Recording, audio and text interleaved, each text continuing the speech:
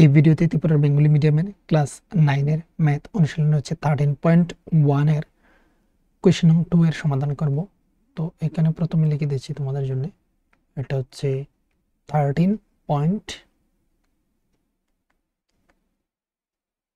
Exercise হচ্ছে class 9 এর exercise 13.1 এর কোয়েশ্চন নং 2 এর সমাধান করছি। তো প্রথমে হচ্ছে কোয়েশ্চনটা এখানে দেখে নিই। প্রথমে কোয়েশ্চনটা, এই প্রশ্নটা হচ্ছে একটি কক্ষের দৈর্ঘ্য, প্রস্থ, উচ্চতা যথাক্রমে দেওয়া রয়েছে 5 মিটার, 4 মিটার, 3 মিটার। যদি প্রতি বর্গমিটার চুনকামের জন্য 7.50 টাকা ব্যয় হয়, তবে সম্পূর্ণ কক্ষের চুনকামের জন্য কত টাকা খরচ হবে নির্ণয় করো। তো এখানে দেখে নাও,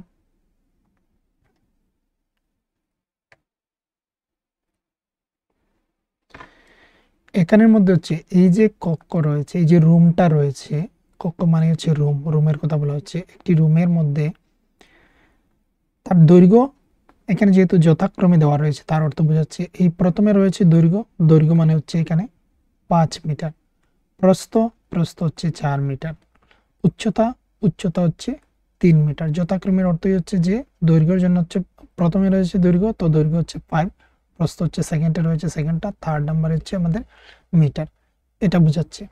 এবার 1 বর্গ মিটারের দাম যদি চুনকামের জন্য অর্থাৎ সাদা রং করার জন্য 7.50 টাকা ব্যয় হয়, তবে সম্পূর্ণ কক্ষের চুনকামের জন্য কত টাকা খরচ হবে। তো আমরা যদি কোনো রুমের রং করি তাহলে হচ্ছে ফ্লোরটা নিশ্চয়ই রং করব না, ফ্লোর করব না, আমরা সিলিংটা করব, ছাদটা করব, আর চার দেয়ালগুলি রং করব। তো তাই এর জন্য আমাদের বের করতে হবে চার দেয়ালের ক্ষেত্রফল এবং হচ্ছে ছাদের ক্ষেত্রফলটা আমাদের নির্ণয় করতে হবে। তো প্রথমে যা যা এখানে লিখতে হবে সেগুলো লিখে নিচ্ছি, যে এখানে লিখতে পারো বা কেউ কেউ হচ্ছে দেওয়া আছে এইগুলো লেখা থাকে। তো আমি লিখছি এখানে কক্ষের দৈর্ঘ্য, আর দৈর্ঘ্য আমরা জানি ইংরেজিতে এল দ্বারা সূচিত করি, আমরা এল লিখে দিলাম, সমান সমান হচ্ছে 5 মিটার। লিখে দিতে পারো বা পুরোপুরি মিটারটাও লিখে নিতে পারো, মিটার।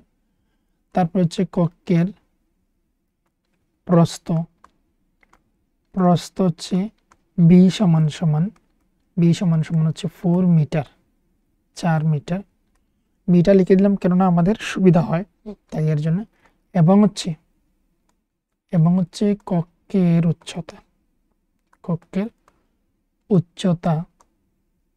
উচ্চতা এইচ সমান সমান হচ্ছে 3 মিটার, 3 মিটার। এবার দেখে নাও, এবার এখানের সঙ্গে মিলিয়ে নিচ্ছি। আমাদের এই যে একটি ঘর দেখতে পাচ্ছ, ঘরটা পুরোপুরি একটা স্কোয়ারের মতো করে রয়েছে, কিন্তু আমরা কি করব, আমরা এই দিকটাকে ধরে নিচ্ছি, প্রস্থ মানে হচ্ছে বি, এটা হচ্ছে তার হাইট, রুমটার হাইট। আর এটাকে আমরা ধরে নিচ্ছি, এটাকে অন্য একটা রং দিয়ে দিচ্ছি, যেটা হচ্ছে এই জায়গাটা ধরে নিচ্ছি আমরা এল, এটা হচ্ছে তার দৈর্ঘ্য, এই দিকটা হচ্ছে তার এল দৈর্ঘ্য, এই দিকটা হচ্ছে বি প্রস্থ বি, আর এই পুরোপুরি জায়গাটা হচ্ছে তার হাইট। তো এইগুলি বোঝা গেল। আমরা এবার চার দেয়ালের ক্ষেত্রফল, এবার নিশ্চয়ই তোমরা হচ্ছে ওই যে আমরা যে আয়তক্ষেত্রের আমরা ক্ষেত্রফল নির্ণয় করি, এইভাবে থাকে দৈর্ঘ্য, এদিকে হচ্ছে প্রস্থ, তাহলে এখানে কতটুকু জায়গা রয়েছে সেটা আমরা বের করি কিভাবে, তার প্রস্থ বি আর এটা হচ্ছে এল, তো বি ইন্টু এল করে দিই, মানে দৈর্ঘ্য ইন্টু প্রস্থ সমান সমান হচ্ছে আয়তক্ষেত্রের ক্ষেত্রফল। এইগুলি জানতে হবে, যারা জানো তোমাদের ক্ষেত্রে সুবিধা হয়। যে কোনো জায়গার ক্ষেত্রফলটা নির্ণয় করতে হলে তার দৈর্ঘ্য ইন্টু প্রস্থ যদি আমরা গুণ করে দিই তাহলে আমরা পেয়ে যাই। তাহলে এই যে জায়গাটা রয়েছে মানে ওটা, এই যে দেয়ালটা তার ভেতরের কথাটা বলছি, আমি বাইরের দিকে দেখিয়ে দিচ্ছি, তোমরা ভেতরের দিকটা ধরে নেবে। ভেতরের দিকটা আমরা হচ্ছে ঘরের ভেতরটা আমরা রং করছি। তো এই যে এটা হচ্ছে তার বি প্রস্থ, এটা হচ্ছে তার হাইট। তো প্রস্থ ইন্টু হাইট যদি করে দিই তাহলে এই জায়গার ক্ষেত্রফলটা বেরিয়ে আসবে, এখানে কতটুকু জায়গা রয়েছে, অর্থাৎ ভেতর দিকে কতটুকু জায়গা রয়েছে। ঠিক একইভাবে এই দেয়ালের হচ্ছে এইদিকে হচ্ছে প্রস্থ আর হচ্ছে উচ্চতাকে যদি আমরা গুণ করে দিই তাহলে এই জায়গায় কতটুকু জায়গা রয়েছে সেটা আমরা পেয়ে যাব। ঠিক একইভাবে এখানে হচ্ছে দৈর্ঘ্য ইন্টু যদি উচ্চতা আমরা গুণ করি তাহলে এই জায়গার আমরা ক্ষেত্রফল পেয়ে যাব, এই দিকেরও এই দেয়ালেরও আমরা ক্ষেত্রফল পেয়ে যাব। আর উপরে যেটা ছাদ রয়েছে, ছাদের ক্ষেত্রে হচ্ছে দৈর্ঘ্য ইন্টু প্রস্থ, দৈর্ঘ্য ইন্টু প্রস্থ করে দেবো, তাহলে এখানে কতটুকু ছাদের মধ্যে জায়গা রয়েছে সেটা আমরা পেয়ে যাব। আশা করি বুঝতে পেরেছ।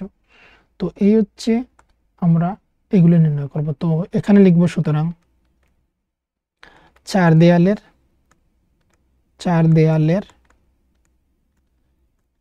ক্ষেত্রফল ও ছাদের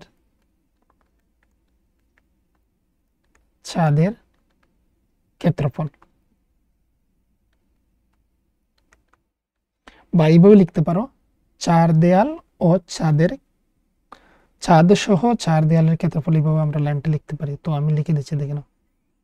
এইভাবে লিখলে চলবে যেভাবে আমি লিখেছি, বা এইভাবে আমরা লিখতে পারি যে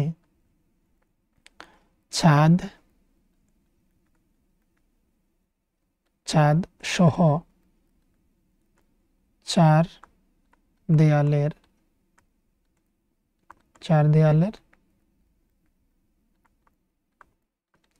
ক্ষেত্রফল।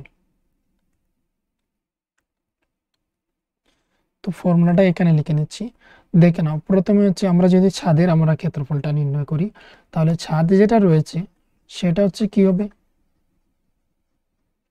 আমরা যদি ছাদের জায়গাটা আমরা বের করি তাহলে এইদিকে হচ্ছে প্রস্থ ইন্টু এইদিকে হচ্ছে তার দৈর্ঘ্য। তো এল ইন্টু বি করে দিলে আমরা এই ছাদের মধ্যে কতটুকু জায়গা রয়েছে সেটা আমরা পেয়ে যাই।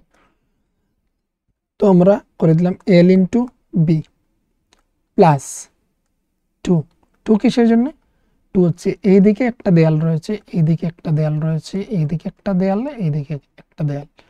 তো পাশ যেটা হচ্ছে এই দিকটা যে আমরা নির্ণয় করবো, এটা হচ্ছে, তো আমি বি ধরেছিলাম মানে প্রস্থ, আর হচ্ছে উচ্চতাকে গুণ করব। তো প্রস্থ হচ্ছে বি ইন্টু এইচ উচ্চতা, প্লাস এই দিকটা যে রয়েছে আমরা ধরেছিলাম এই দিকটাকে দৈর্ঘ্য এল ধরেছিলাম, তো এল ইন্টু আর উচ্চতাকে গুণ করলেই আমরা এই জায়গার ক্ষেত্রফলটা পেয়ে যাব। তো হচ্ছে এইচ, আর এদিকে হচ্ছে আমরা লিখব বর্গ একক। তো এল, এবার এখানে আমি ধরে রেখেছিলাম এল মানে হচ্ছে 5 ইন্টু এখানে বি হচ্ছে আমাদের 4 প্লাস এখানে আমরা একটি থার্ড ব্র্যাকেট ব্যবহার করতে পারি। এখানে পুরো কথাটার উপর রয়েছে এখানে বর্গ একক, যখনই তার ভ্যালু বসাচ্ছি পরবর্তী সময় মিটার লিখে নেব, প্লাস এখানে হচ্ছে এই ব্র্যাকেট না দিয়ে আমরা থার্ড ব্র্যাকেটটা দিচ্ছি, বা কার্লি ব্র্যাকেটও বলা হয় এটাকে। 2 এইদিকে হচ্ছে বি এর মান হচ্ছে 4 ইন্টু এইচ হচ্ছে 3 প্লাস এইদিকে হচ্ছে 5 এইচ হচ্ছে 3, এবার হচ্ছে ব্র্যাকেটগুলো ক্লোজ, বর্গ, আর এখানে লিখে নিচ্ছি মিটার, বা কেউ হচ্ছে মিটার স্কোয়ারও দিতে পারে। তো এইবার হচ্ছে দেখে নাও 4 5 যাচ্ছে এখানে কত, 4 5 যাচ্ছে এখানে 20, 4 5 20 বা 4 5 20 প্লাস 2, এখানে ব্র্যাকেটের ভিতরে হচ্ছে 3 4 12 প্লাস 3 5 15, এদিকে হচ্ছে বর্গ সেমি, বর্গ মিটার সেমি না, বর্গ মিটার। এবার হচ্ছে ইকুয়াল, এখানে হচ্ছে 20 থাকবে, আমরা ভিতরেরটাকে প্লাস করে নিয়ে আসছি একসঙ্গে। এখানে হচ্ছে 12 প্লাস হচ্ছে 15 কে যদি আমরা প্লাস করি তাহলে এদিকে হচ্ছে 7, এদিকে হচ্ছে 2, তো 27 ইন্টু 2 27 বর্গ মিটার। তো এবার হচ্ছে 2 কে ইন্টু করতে হবে, এখানে তো গুণ সম্পর্কে রয়েছে, সে ব্র্যাকেটের বাইরে রয়েছে মানে এখানে গুণ সম্পর্ক, এখানে 2 থাকার কারণ হচ্ছে বি ইন্টু এইচ হচ্ছে দুটি, এটা তো নিশ্চয়ই আমি বলেছি যে এইদিকে হচ্ছে এই চিত্রের মধ্যে এইদিকে হচ্ছে বি আর এইদিকে হচ্ছে লম্বা, এই যে এটা হচ্ছে তার হাইট, তো এইদিকে হচ্ছে বি, এইদিকে হচ্ছে হাইট, তো তাই এর জন্য হচ্ছে বি ইন্টু এইচ, সামনে 2 রয়ে গেল মানে হচ্ছে দুটি বোঝাচ্ছে। সেম এইদিকে হচ্ছে এল ইন্টু এইচ, তাই এর জন্য এল ইন্টু এইচ, তাদের বাইরে এখানে 2 লিখে দিয়েছে কারণ হচ্ছে দুটি রয়েছে তাই এর জন্য। বা তোমরা বইয়ের মধ্যে দেখে নিতে পারো, চার দেয়ালের ক্ষেত্রফলের ফর্মুলা কিন্তু দেওয়া রয়েছে। এবার হচ্ছে এই 20 কে 2 এর সঙ্গে গুণ করব, তো হচ্ছে 7 2 যা 14, 14 হচ্ছে 4, হাতে রয়েছে 1, এদিকে হচ্ছে 2 টু যা 4, হাতের 1 মিলে হচ্ছে 5, 54। তো এদিকে হচ্ছে 20, এখানে হচ্ছে 54, আর এখানে হচ্ছে বর্গ মিটার। এবার হচ্ছে 20 অ্যাড হবে, 20 প্লাস হবে, তো 20 প্লাস করে দিলাম 4, এদিকে হচ্ছে 7, তো 74, তো এদিকে হচ্ছে 74 বর্গ মিটার। এখানে বেরিয়ে আসলো 74 বর্গ মিটার। এটা কি? এটা হচ্ছে ছাদ সহ 4 দেয়ালের ক্ষেত্রফল। তার অর্থ দাঁড়াচ্ছে, এখানে দেখে নাও, তোমাদেরকে বুঝিয়ে দিচ্ছি।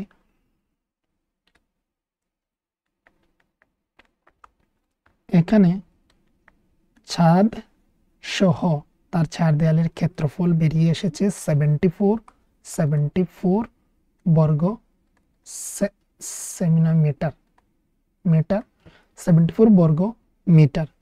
তার অর্থ দাঁড়াচ্ছে, এখানে যে আমরা যে এই যে স্কোয়ার ধরে যে স্কোয়ার যে বলি বা আমরা যে বর্গক্ষেত্র বলি, এখানে কতগুলা বর্গমিটার রয়েছে? এখানে হচ্ছে 74টা। এইভাবে এইদিকে হচ্ছে 1 মিটার যাবে, এইদিকে হচ্ছে 1 মিটার যাবে, এরকম করে যে বক্স হবে তৈরি। এইদিকে যাবে 1 মিটার, এইদিকে হচ্ছে যাবে 1 মিটার। তাহলে এই একটা বক্স হলো, এইদিকে একটা বক্স হয়ে গেল এইভাবে। এই যে তার যে হচ্ছে সাইডগুলা হচ্ছে 1 মিটার। এই 1 মিটারের যে বক্সগুলা, সেটা হচ্ছে এই 4 দেয়াল এবং ছাদের মিলে 74টা রয়েছে। এবার এইভাবে একটি স্কোয়ার মানে হচ্ছে বর্গক্ষেত্র রং করতে খরচ লাগে 7.50 টাকা, অর্থাৎ 60 টাকা 50 পয়সা খরচ হয়। তাহলে 74টা করতে কতগুলো টাকা লাগবে? সেটা হচ্ছে আমরা 74 এর সঙ্গে 7.50 কে ইন্টু করে দিলে আমরা পেয়ে যাব টোটাল কত টাকা খরচ হবে। প্রথমত এগুলি বুঝেছো এখানের মধ্যে। এবার দেখে নাও, আমরা লিখছি এখানের মধ্যে 1 বর্গ মিটার, প্রতি বর্গ মিটার মানে হচ্ছে 1 বর্গ মিটার, 1 বর্গ মিটার চুন কামের জন্য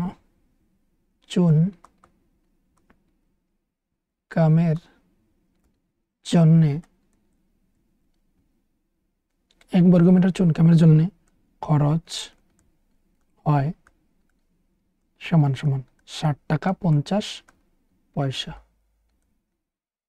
টাকা। এবার হচ্ছে 74 বর্গ মিটার চুন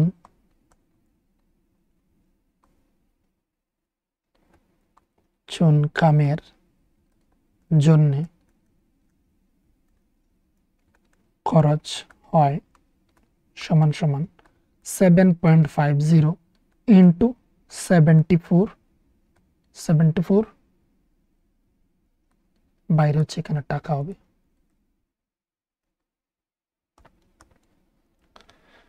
তো এখানের মধ্যে দেখে নাও, এই যে 7.50 লিখে দিলাম, তার নিচে কিন্তু 1 বর্গমিটার রয়েছে, তার সাথে বর্গমিটার রয়েছে। এবার বর্গমিটার ক্যান্সেল হয়েছে, তাই এর জন্য ডাইরেক্ট আমি লিখে নিলাম এখানে টাকা। এবার হচ্ছে তাদেরকে মাল্টিপ্লিকেশন করতে হবে। তো এদিকে হচ্ছে 7.50। এবার প্রথমে আমরা গুণ করছি, তো পয়েন্টের কথা এখানে চিন্তা করে লাভ নেই, আমরা ডাইরেক্ট করে নিচ্ছি। দেখে নাও, এখানে হচ্ছে 0, তো 4 0 0। এবার হচ্ছে 4 5 20, 20 হচ্ছে এখানে 0 হবে, 4 0 0। এবার হচ্ছে 4 5 20, 20 হচ্ছে 0, হাতে রয়েছে 2। এদিকে হচ্ছে 4, 4 সাথে 28, 28-এর সঙ্গে 2 যদি আমরা অ্যাড করি, তাহলে হচ্ছে এইদিকে 10 10 হচ্ছে 0, হাতে রয়েছে 1, এইদিকে হচ্ছে আমাদের 2, হাতের মিলে হচ্ছে 3 মানে 30। তো এখানে 30 লিখে দিলাম ইন্টু, এইদিকে হচ্ছে 7 0 0।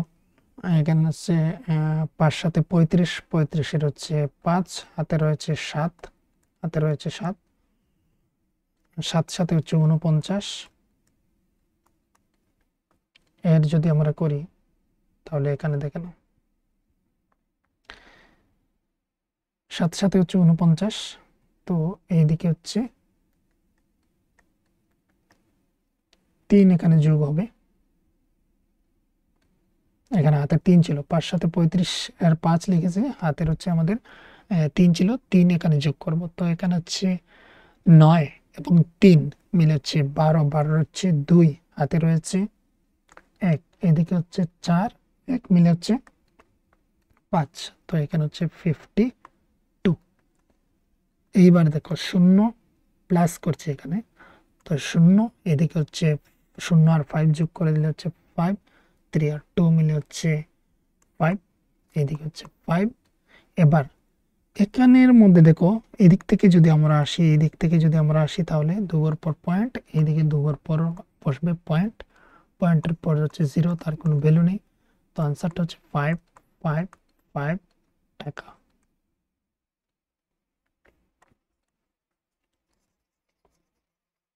তো এখানে হচ্ছে আনসার কমপ্লিট, এটার 55 হচ্ছে টাকা এখানে হলো। এবার হচ্ছে দেখে নাও লাস্ট লাইন কি বলা হয়েছে, তবে সম্পূর্ণ কক্ষের চুনকামের জন্য কত টাকা খরচ হবে নির্ণয় করো। আমরা এখানে লাগবো সম্পূর্ণ কক্ষের চুনকামের জন্য এখানে 550 টাকা খরচ হবে, এটা আমরা লিখে দেব। তো আমরা লিখব সুতরাং সম্পূর্ণ ঘর চুন কামের জন্য মোট খরচ হবে 55 টাকা। এখানে হচ্ছে এটা কমপ্লিট। সম্পূর্ণ কক্ষের চুনকামের জন্য কত টাকা খরচ হবে, সম্পূর্ণ কক্ষের জন্য হচ্ছে চুনকামের জন্য মোট খরচ হবে 550 টাকা।